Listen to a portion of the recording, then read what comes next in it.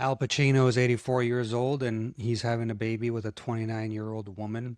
Bill Belichick back in May made headlines when news articles started to feature him and a woman who was 48 years younger than him officially dating.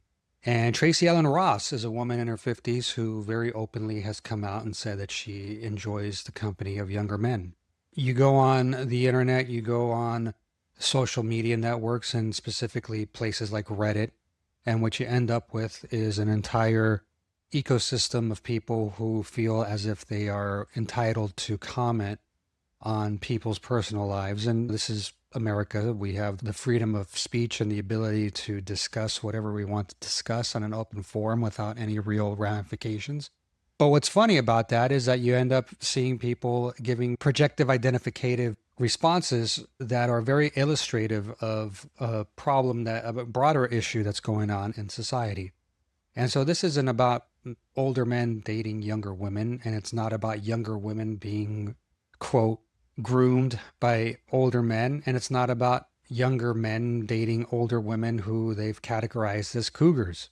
This is about the increasing disparity that exists and the inability for people, especially younger folk and younger men, to really be attractive in many ways to women and be successful in the dating scene. This is very indicative of a real issue that's occurring.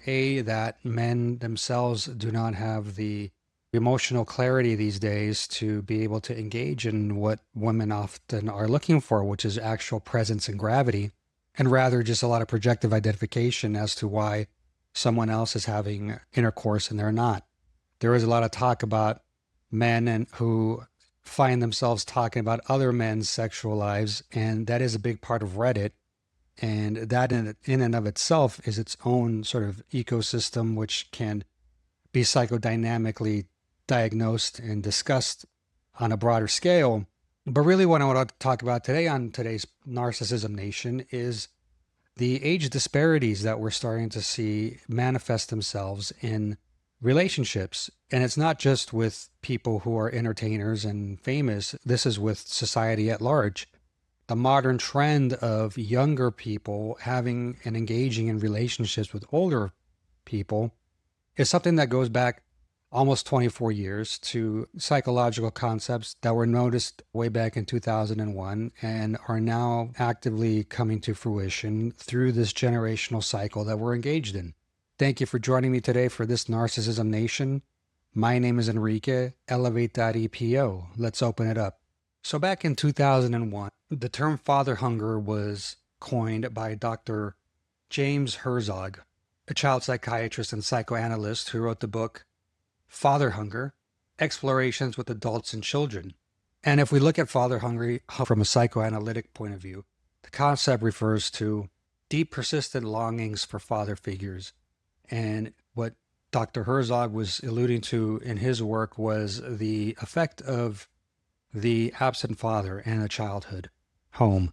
One of the things that he illustrated was the negative aspects of how homes that didn't feature fathers in them were devoid of real sort of substantive boundary foundations, which if we look back to Jacques Lacan and we take and consider his model for childhood development, he would discuss how mothers' roles were to illustrate mirroring to children, how them see themselves in this world and how other people see them in this world. And the father's role was to establish that in the name of the father dynamic, which was in essence boundary formations. And so one of the things that classically my instructors in psychoanalytic training and back in academic training would always sort of allude to is the classic scene in E.T. Extraterrestrial, that movie from Steven Spielberg from the 80s, where their kids are getting ready for Halloween and how they're dressing up E.T. and the mother comes in and is just haphazardly checking everyone's costumes. And she bypasses E.T. and just thinks that it's another child dressed in a really elaborate costume. Everything's fine. Had there been a man in the house, from the perspective of my professors who taught this concept to me in graduate school, that would never have happened because the man's role traditionally is to see that something's off. There's something that isn't quite right here. And we need to investigate a little fuller here to be able to really understand what exactly is going on. And so their reasoning of an explanation of father hunger has always been that particular scene, because that would have been very indicative of something a father would have picked up on.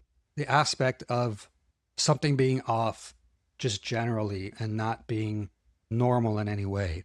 And that has really translated itself, if we look at Herzog's role, as to the effects of not having mirroring in a relationship. And so, what does father hunger look like? Some of the things that we can look to from a clinical perspective when we are talking about someone presenting with a father hunger type of presentation or symptomology that is present, you're talking about a difficult with self-identity. A father's role is often crucial in helping a child develop a sense of self-identity, and thus a person may feel lost without a father or not have a clear sense of exactly who they are. Another aspect that is very present in someone that is exhibiting this father hunger is issues with aggression and emotional regulation. And Herzog talks about it initially in his observation of child's nightmares, where a father's presence was needed oftentimes to help the child cope with whatever difficult image they were seeing in their nightmare and dealing with, to be able to get through that experience.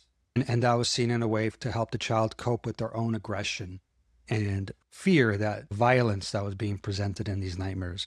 Relationship problems is another common issue that someone with father hunger will present with. This is where the actual child will grow up and then look to fill the void that's left by their father's absence in their adult relationships, sometimes leading to unhealthy dependencies or patterns that exists, and that be whether in relationships to other human beings or relationships, substances, or other types of behaviors that they may utilize to cope with whatever anxiety they may have. Obviously, there's mental health challenges that exist. They can be at increased risk, people with father hunger, of anxiety, depression, and other mental health disorders, the classic DSM positioning for issues that may occur. And again, you'll often find in eating disorder treatment, for instance, substance use disorder treatment, people who are heavily dependent on a particular substance or a particular behavior will generally feature either a lack of a positive male influence in their life, come from a single home, or they have a father who is overly controlling, highly enmeshed. And that particular person, even in adulthood, is really attached and dependent upon their father to just function normally. This is something that immediately takes me back to a patient that I had who had a paraphilic disorder, who essentially was in her 30s, had graduated from a really good university, was unable to make any type of grown-up decisions without actually asking her dad first. And when I met the father, when he was picking her up at discharge, I got a sense to why that occurred. There was a deliberate attempt to keep this person, now in their 30s, geared and oriented as a child. And that was very evident. My conclusions were essentially confirmed upon that discharge and meeting the father of this relationship. And then we see, obviously, eating disorders. Margaret D. Main is someone who, an expert in eating disorders. She's someone who used the term father hunger to describe emotional resulting in food and body dysmorphic issues experienced by women with physically or emotionally absent fathers. And that again speaks to the client that I just spoke about. And so we start to understand from a societal standpoint that we have grown up with households that have been broken. And if we just look at U.S. Census data, what we'll see is that nearly a quarter of all U.S. children essentially grow up without a father in a fatherless home. From that, we also see that in homes that are only a single parent, 80% are essentially just women being that one central parent. That's according to the America First Policy Institute. And that's a number that's doubled since 1968. And that it just speaks to the ongoing issues with regards to kids that are born into today's society, to broken homes, to single parent homes. And as much as we want to talk about how empowering it may be to be a single parent, especially a single mother, the outcome is that of our children having and growing up with this real empty feeling within them that is something that drives them to want to engage in relationships with older individuals. And when you look at it from a perspective of the younger women in these relationships, because we could sit here and talk about Leonardo DiCaprio, we could sit here and talk about Al Pacino, we could talk about Bill Belichick, we could talk about Anthony Kiedis and the way that they go after younger individuals.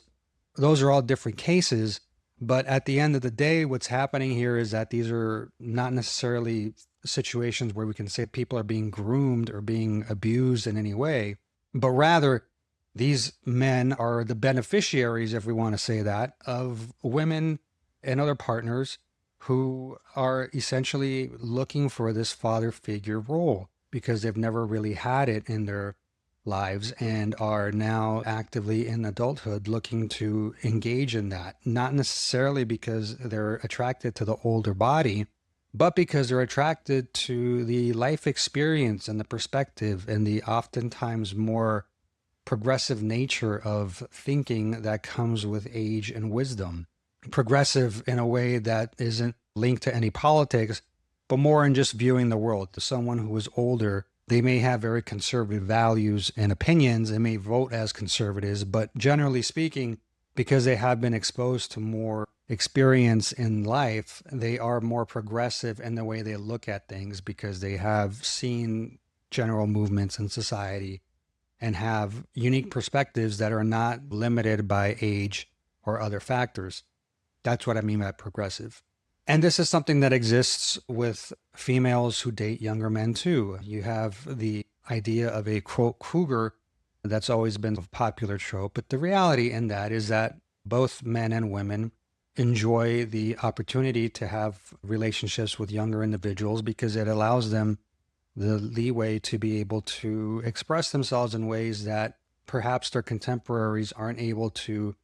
And really, when we speak to the concept of cougars, what we're also saying is that there's this population of men who are emotionally stuck, developmentally small, and that's not necessarily the case either. We have people who engage with younger individuals because of the fresh perspective they bring to their lives, because of other types of, again, progressive ideas and values that may be similar that are now attractive in ways that modern dating can't be.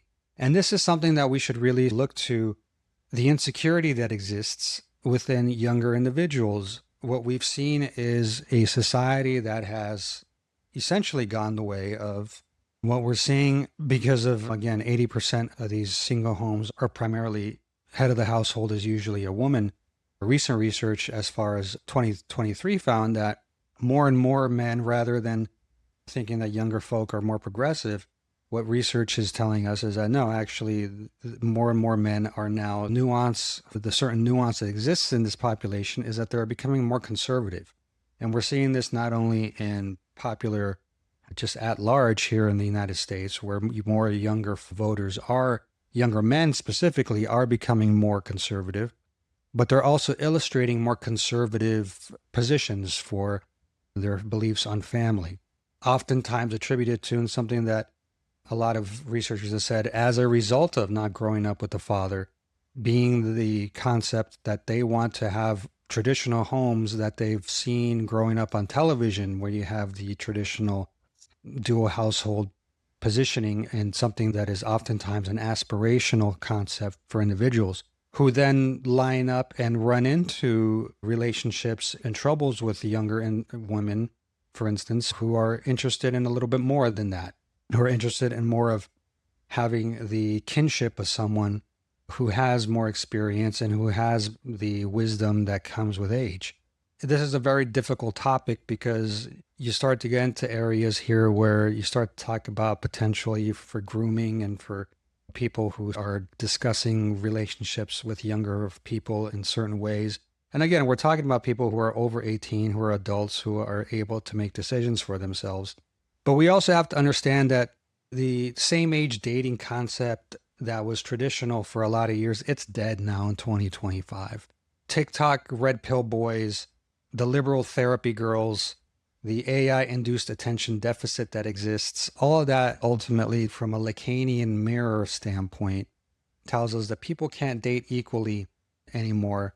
They've been taught to go after people who think exactly like them, and that doesn't necessarily equate to actual attraction for people who are the same age. And so the reason that we need to understand the reality, and the reason most men repulse women, if we want to get it to that perspective, it isn't because they're bad men. It's because they're stuck in their own lack of development. These are men who are very emotionally childlike, who are unable to express themselves with any real clarity, can't speak to their feelings and have to act out in some kind of bravado type of way.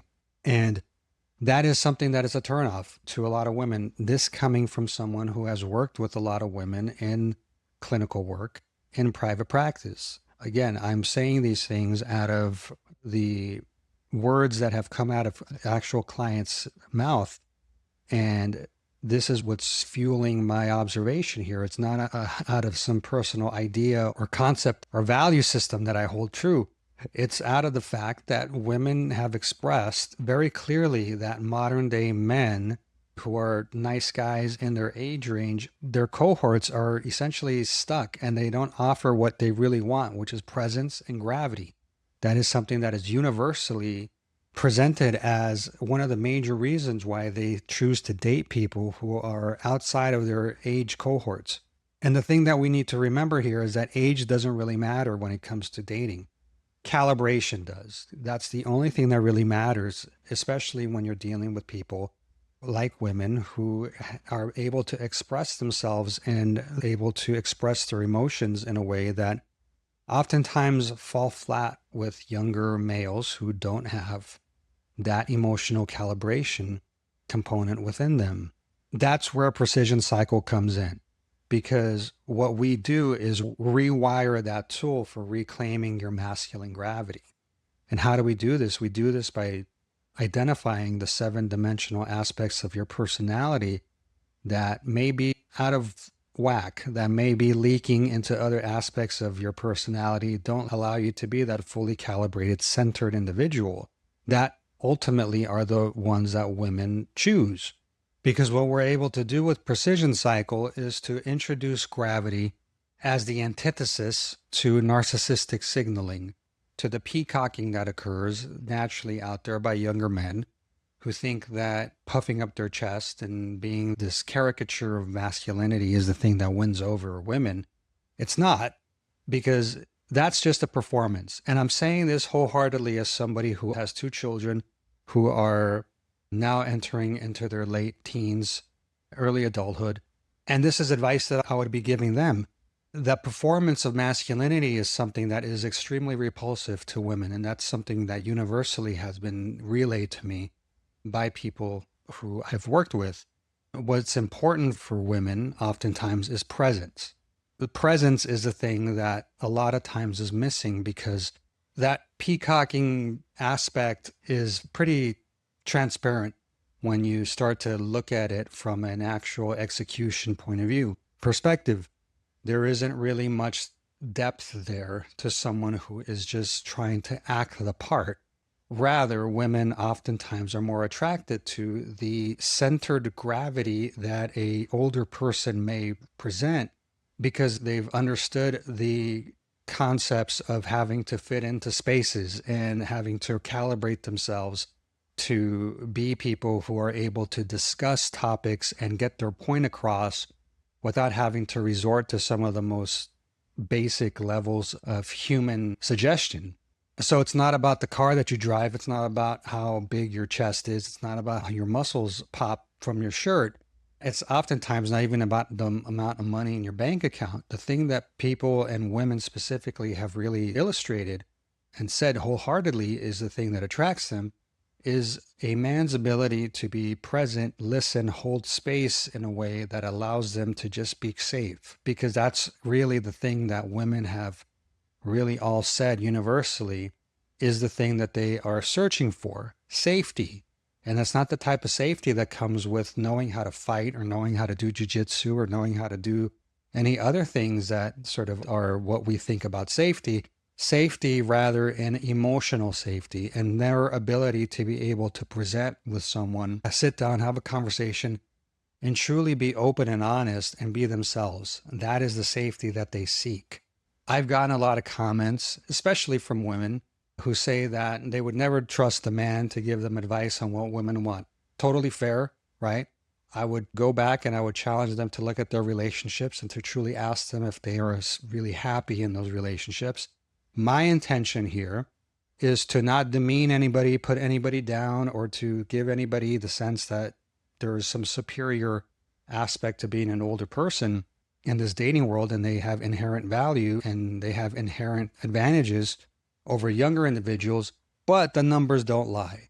The reality is that the reason you see this age gap discrepancy, and you do see a lot of older individuals, both men and women, dating people that are a lot younger, is because older individuals are able to recalibrate themselves and present themselves in a way that make people feel safe.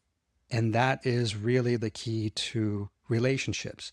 The reason you are not successful in relationships, the reason you can't get dates, the reason you keep failing at social dating sites, part of it may be your presentation. Part of it may be physical attributes that people just don't find attractive. That is a reality. But a big part of it is your inability to really hold space and to be present and to have that gravity that people are really attracted to. That's really what you should be interpreting when people say that there's no, quote, spark, that your presence is not fully there. And your presence doesn't really make them fully seen and comfortable and safe. Precision Cycle is here to help you with that. Our 7 dimensions are here to help you identify which particular aspects of your personality need help recalibrating so that you can present yourself in a way where you can be seen as safe for the person that you're interested in. And that's really what's going to win out at the end of the day. It's not going to be money. It's not going to be looks. It's not going to be physical features that are particularly more robust than others. It's going to be your ability to be that person who makes a person feel seen and makes them feel safe. How can you do that? You can go to my website. You can download my ebook. Yes, I am here to sell you a concept, but I'm here to sell you a system that actually works. My 5 surefire ways to date high value women is a book specifically made for men who are looking to find the secrets to be able to be that safe space for women, be that mirror that they're looking for, and provide that psychological safety that allows them to be truly present with you in a way that is unique and is very deep and scalable and durable. Because that is really the key here to modern dating is the people who are able to hold space are the ones who are able to have more success with the opposite sex or the same sex or whatever type of relationship you want to be in. This book is available on my website. You can go to the link down below if you'd like to purchase a copy. If you'd like to schedule a recalibration session just to see how Precision Cycle can help you be more successful in your dating approach, feel free to book a 30-minute call and we can talk about some of the interventions that we have developed through Precision Cycle that are here to help you be successful in the dating world. And you can find that perfect mate that's going to appreciate you for all the things that you bring to the table, not just the money, not just some of the things that are just superficial, which ultimately do not really cause any real movement with people who are you're looking to attract. So again, we shouldn't really look at this cultural phenomenon as that, because the reality is that older people have been dating younger people for millennia. That has always been an attraction that has been present. It has only been magnified now through social media, but also because we now have the ability to name it. Father hunger as a concept that exists in this world psychodynamically, psychoanalytically, and is a very important piece of why, as someone who's a Gen Zer or someone who is younger in their mid-20s and is unsuccessful in dating, that's really the component that you're dealing with. You're no longer competing with people your same age. You are now competing with people who have gone through relationships, maybe divorced dads, maybe dads that have never really gotten married, but are now in a place where they're in their 40s and their 50s, and they are actually able to be the ones that create the space that make people feel safe and comfortable and seen. And that's really what Precision Cycle is here to help you become that well recalibrated man so that you're able to go out there and pursue whatever interest you are interested in and be able to provide the safety that allows people to be present and seen in the relationship. If any of this has resonated, if you feel like you need help with your dating life, please feel free to reach out. Again, the link down below to my ebook. You can also book a call. We can talk about Precision Cycle and how it can help you reach your goals. You can also reach out to me directly, Enrique at Elevate EPO. DM me at Precision Cycle TV on TikTok, Instagram, or Threads. Narcissism Nation on YouTube. Thank you very much for joining me today. I will be back this week with more tips to help people in the dating world and also ways to show you how the 7 dimensions here at Precision Cycle can help you become an overall recalibrated individual. Thank you very much, and I look forward to hearing from you soon.